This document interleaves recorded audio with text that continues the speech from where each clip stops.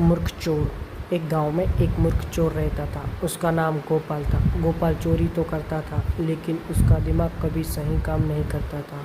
वह चोरी करने के चक्कर में अक्सर अजीब अजीब घटनाओं का शिकार हो जाता था। गांव के लोग उसे ज़्यादा गंभीरता से नहीं लेते थे, क्योंकि उसकी हरकतें उन्हें हंसाती थी। एक दिन गोपाल ने सोचा कि उसे कुछ बड़ा करना चाहिए। उसने गांव के सबसे अमीर सेठ के घर में चोरी करने की योजना बनाई। रात का समय था और सेठ का घर अंधेरे में डूबा हुआ था।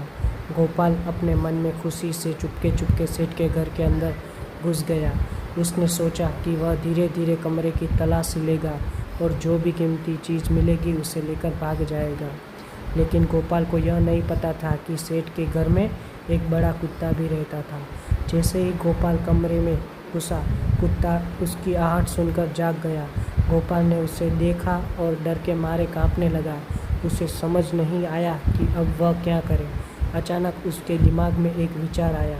उसने कुत्ते से कहा, देखो भाई, मैं यहाँ सिर्फ कुछ सामान लेने आया हूँ। तुम अगर चिल्लाओगे तो सेठ जाग जाएगा और मुझे पकड़ लेगा, तो हम दोनों चुपचाप अपना काम करते हैं।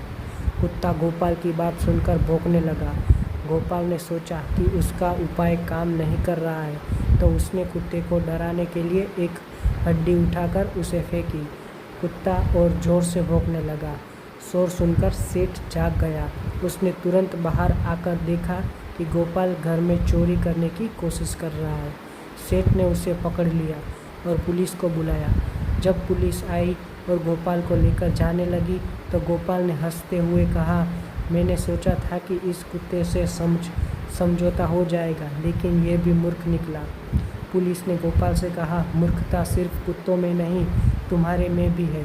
चोरी करने से पहले दिमाग का इस्तेमाल करना चाहिए। गांव के लोग इस घटना पर खूब हंसे और गोपाल की मूर्खता का चर्चा पूरे गांव में होने लगी। इस तरह गोपाल अपनी मूर्खता के कारण न सिर्फ पकड़ा गया, बल्कि गांव भर में उसकी हंसी भी उड़ाई गई।